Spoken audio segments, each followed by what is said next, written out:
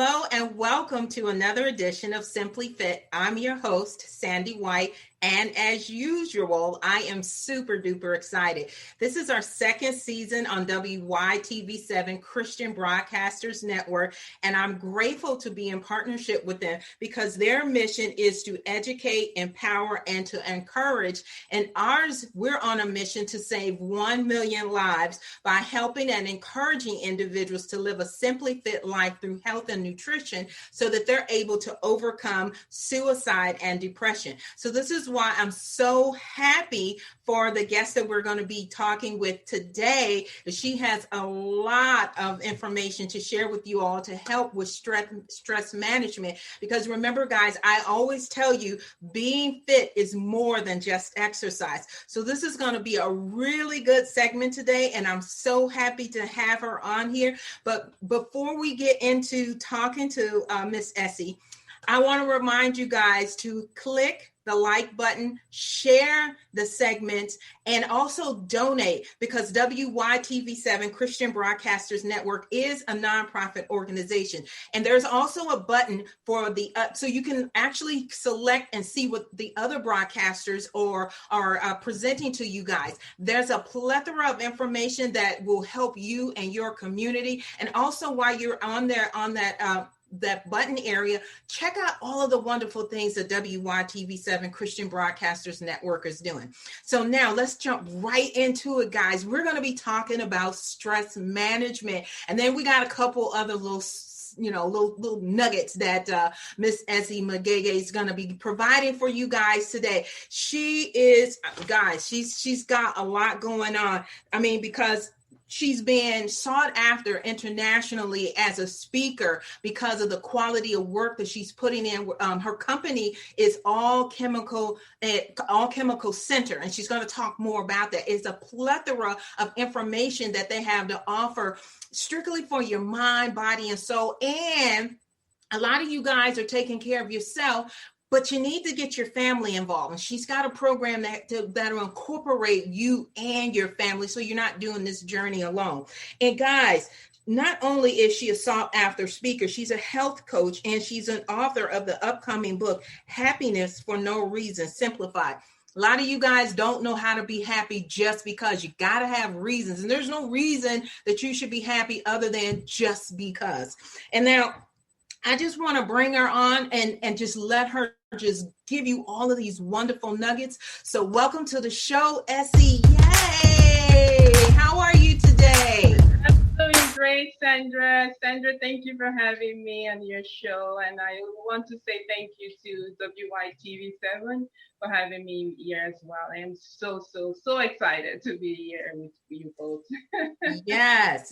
And guys, outside of all of the nuggets that she's going to give, if you stick to the end of the broadcast, Essie has given you guys a wonderful gift. It's a 21-day stress management challenge program. So she'll have that link for you guys at the end of this segment. So make sure you stay tuned. So Essie, can you just let us know, like I said, I was telling the viewers, you've got a lot going on, but right now what you're focusing on is stress management.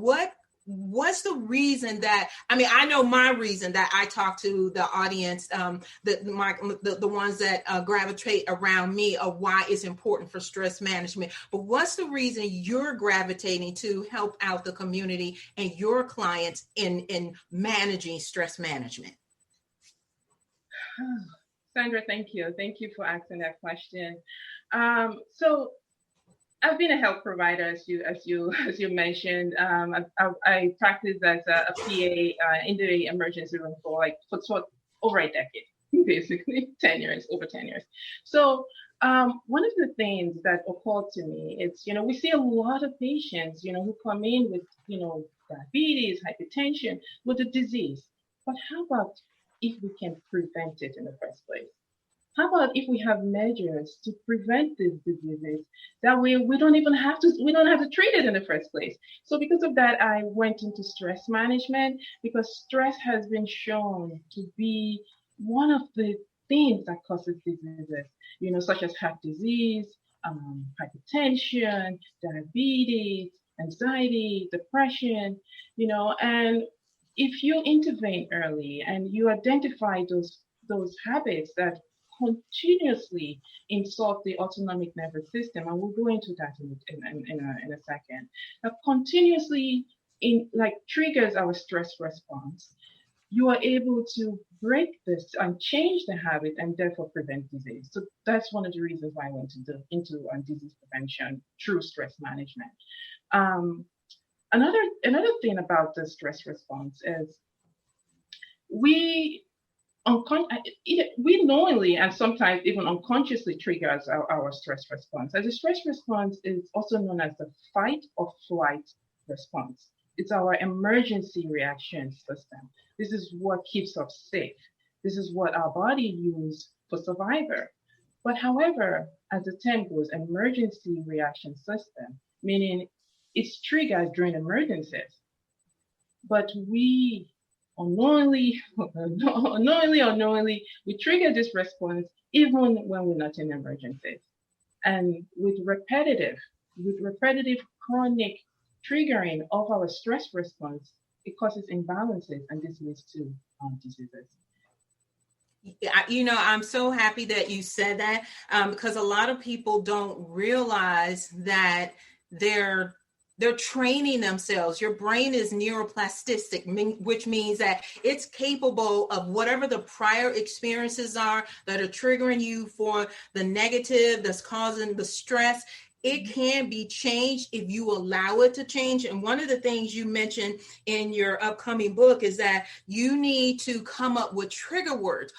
Can you give the audience some examples of possible trigger words that they can train their brain to undo the negative and put in positive triggers in place, so that when negativity occurs, they can approach it in a much calmer manner? Because in my opinion, if you are not calm in a stressful situation, you make things worse. And when you are calm, not only do you manage that situation, but you de-escalate it. So what are like 3 to 4 trigger words that you train your clients to come up with? How is that process? Amazing. So to use the trigger words and to make it effectively work for you, it's first to recognize the emotion that is causing that response. So let's say, for instance, if I'm angry and I don't recognize that I'm angry or recognize the emotion angry, and then it's really the trigger word would work, but it's more effective if you are more aware, you're able to identify the emotion and then now use the trigger word. So that way your reaction is different, it changes. So because the whole thing about this the stress management program that we offer at my company is we help the patient become very conscious and very aware of those emotions that cause those reactions, those stressful reactions. So I'll walk you through a case that I just recently saw. It's a funny case. I was called to intervene in a medical case that this individual was refusing to do a procedure because they associated it to pain, and this individual would rather continue to bleed than to do this procedure that would help them. And I was called to intervene in this process because they knew what I do. So I went to this individual, and within 5 minutes, I was able to change, their perception of what they thought the procedure would do, and enable this individual to do the process, and save their life. So, and the reason how I was able to do that is first become aware of what is causing this person to react this way. So when it comes to trigger words, it becomes more effective when you're able to do that. So if I'm angry, I recognize that I'm angry, right? By, scanning my body from head to toe, recognize that emotion, acknowledge it, become friends with it. It's not we judge our emotions as bad, And when we judge our emotions as bad, then we run away from it. So accept every part of you. And then after you recognize how your body responds. So let's say, for instance, when I'm angry, I start to scream or I yell, right? And as soon as the anger begins to come and I recognize that I do yell, right, I can stop it by using trigger words. So I'm angry. I feel the tightness in my body, my stomach. Then I can say, I choose to relax. I'm relaxed. I'm completely relaxed. Or, if that's the trigger word that works for you. Or the other thing you could do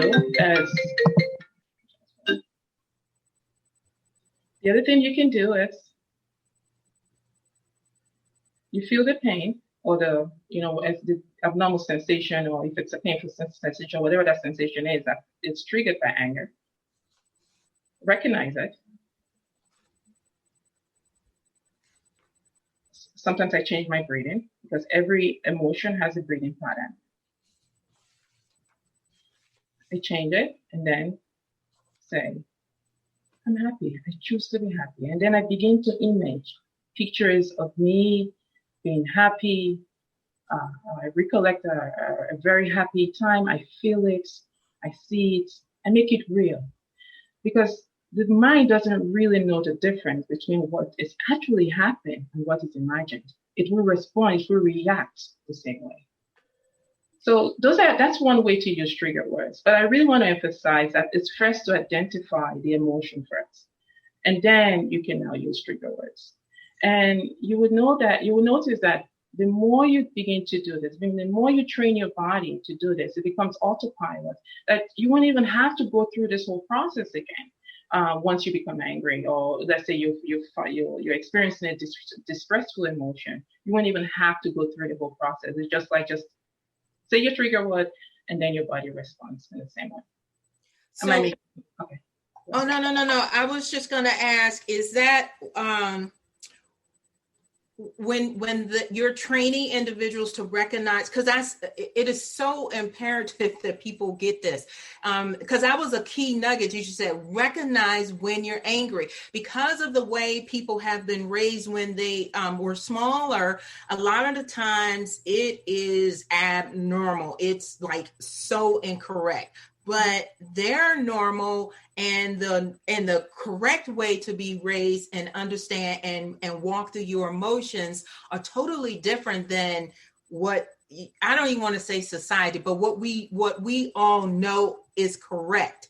So in that scenario, would that be a case where you would suggest to a person to go through your hypnotherapy session? Because those are bad habits. When people are putting themselves in harm's way in their mind to avoid pain, and you can clearly see, okay, it's not all registering upstairs. I mean, because you just said this person was bleeding out, and it's like, I'm trying to help you. You need to go through this procedure. And to me, those are the belief systems aren't correct. So would you suggest the hypnotherapy sessions that you guys have? Or I'm just trying to help the audience to know a really good way to recognize when their thinking is off, because some folks don't realize when they're off. I mean, with health and wellness is again, I'm stressing to folks, being healthy is more than just exercise. You gotta recognize those negative keys so you can move forward. So again, is hypnotherapy a time for that, or is it something more pressing is when that session would come into play? Yes, Sandra, so we do hypnotherapy. We do that as well. However, you don't necessarily need hypnotherapy to become present and aware to the sensations that occur in your body. So, and I think that is the awareness that I really want to emphasize, is becoming aware of what's going on inside of us. Becoming aware of our thoughts and our emotions. That's our internal world, basically. So yes, we do hypnotherapy for the more like serious stuff, but this is just like basic. So this technique is actually called simple as ABC. Simple as ABC. A meaning awareness and acknowledgement of the emotion. So let's say, we kind of know when we're angry. We know when we are feeling intense emotions. We know when we are our heart is racing, and all of that stuff. So it's just a matter of just shifting that attention inwards. So anytime we see ourselves like in a really distressful situation, where we catch ourselves yelling, or we catch ourselves like sweaty pants, those are all stress response, and if we just think A, simple as ABC. A, acknowledge, become aware. Bring the attention, the focus inwards. What am I feeling? What is this emotion? Maybe I should get to know this emotion. Because it is not about the emotion, it's about the response to the emotion. Because we are trying to change the response to the emotion. And those responses is what lead to outcomes. How we respond is what leads to outcomes. So if, let's say, for instance, we respond because we're so frightened and so stressed, and we respond in a negative way, it will lead to a negative outcome. If we respond in a very resourceful, very productive way, we get better outcomes. So, No, go ahead. So A is become aware, accept the emotion. It's not there to hurt you. It's part of you. So become aware of the emotion. And then B is breathe, break. You can snap out of it. It's really that easy. Just you snap out of it, and then immediately followed by C, change to a resourceful state. Change to think of a happy situation. Think of a state where you're very resourceful. It's just that easy. And once you begin to think, just even changing the thought, your body reacts to that thought as well. And then in a resourceful state, your mind is clear.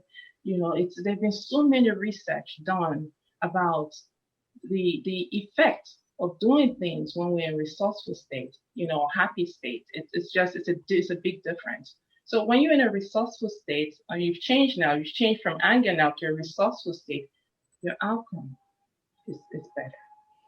And I agree with the ABC process. And I asked that question because when people, again, as we said, their belief systems are off, if yelling in the house is what they have been accustomed to from a small child, they really don't recognize that they should, as an adult, that is not acceptable. And as adults, we have to be responsible for our own behavior. Because a lot of times, again, as I mentioned earlier, children do get trained incorrectly. And a lot of the habits that we see in children as they grow up and become adults, that's something that was trained to them when they were small. So that's why I was asking you, when do you incorporate hypnotherapy? Because a lot of times that's years of embedded trauma that they think is normal. So with your work, how do you impact society with the question that I just said? I mean, and I know it's more loaded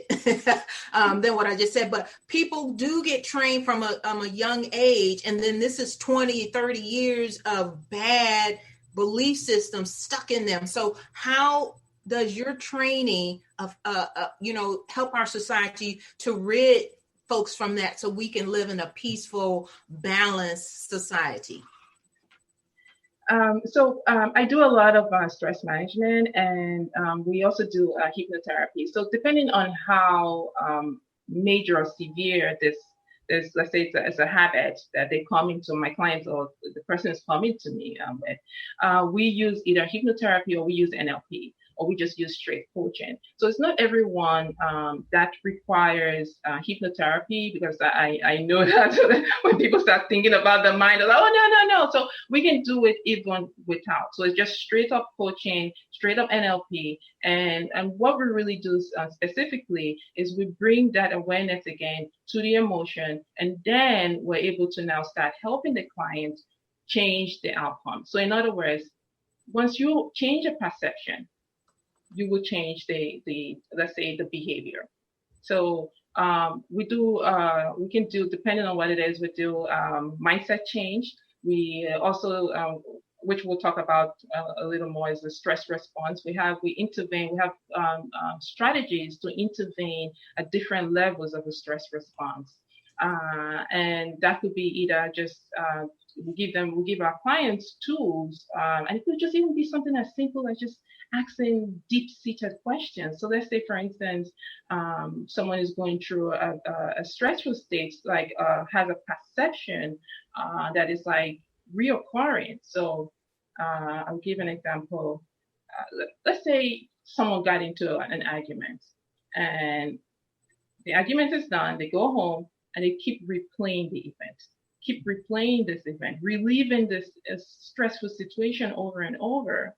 What we do for those clients is just simple as just challenge the perception, because there's no one way of seeing things. So we give them even just things as deep-seated questions that they ask themselves to just let go of that perception and be open to the possibilities of life. Change. Yeah, I like that. Can you give the audience like three, because we've been having a really good conversation with Essie, and I didn't realize, but we got about 10 more minutes within this segment. So what I want right now, give them about 3 to 5 tips on how they can go through their journey to having a wellness in their being on this earth. I like that. So to become aware, to be awareness of your being. I like how Sandra phrased that. It's really in all depths of that wellness of your being is becoming aware of what's going on inside of you. So one, I would say, become aware of your emotional triggers. So what are those things that make you upset? What are those things that make you angry? What are those things that make you so what are you worried about? What are those things that put you in fear? So once you start to recognize all of these stressful emotions and become free, they're not there to harm you. Really, they're just emotions. Feel them, recognize it, acknowledge it, and then you can change it. So you can't change anything that you're not aware of. You cannot change anything you're not aware of. So awareness is one. So become aware of your emotional triggers. And then two, what I will say is, do not live in stressful emotions for too long. Don't indulge in them for too long, because those things cause stress to the body and eventually can lead to disease. So once you do feel those distressful emotions, acknowledge it and then change it to its higher form. So let's say, for instance, if you're feeling fearful, replace fear with confidence. It's really not that difficult. It's just becoming aware of it. So the other thing I would say is to don't take your perceptions too serious. Don't take your perceptions too serious, as in there is so many ways to see things. And our perceptions are so influenced by so many things. And there was this study, it was done by Dennis Prophet. He actually wrote a book on perceptions. And he did, in this book, he had research that says, okay, even the way our energy levels affect our perception. So let's say, for instance, you're hungry. It changes the way you see things. Or let's say even our body shapes also changes the way we see things. So let's say, for instance, if we have a little weight on and we are climbing, or we have to go, walk long distances, we tend to see the distance a little farther than it actually is.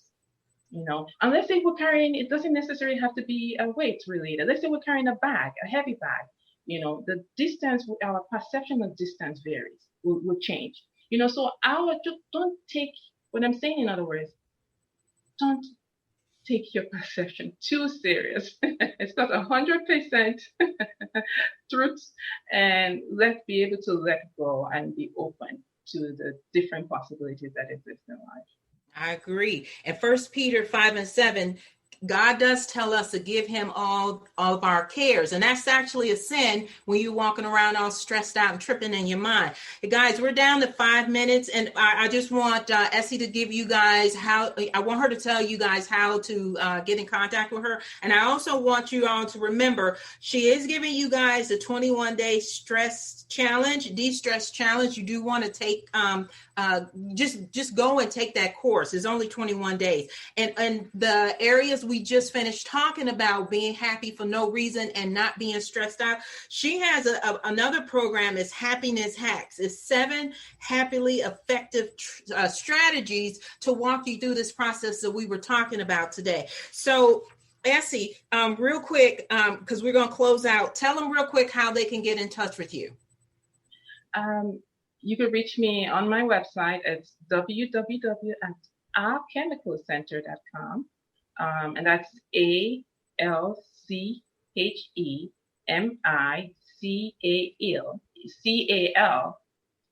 chemicalcenter.com.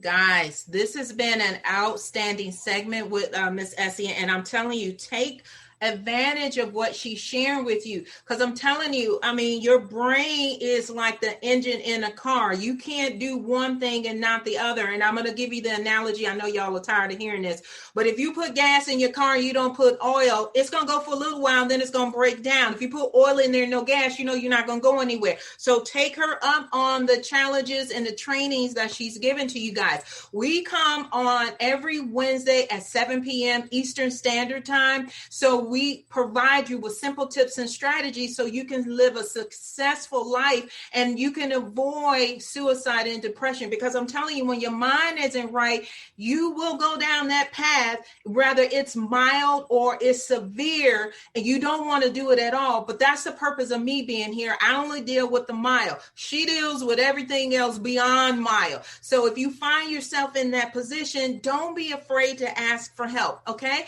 So I just want to remind you guys, I'm Sandy White from Simply Fit Radio, your #1 health and wellness cheerleader. And we guys will see you guys next week. And thanks for being on the show, Essie. Bye.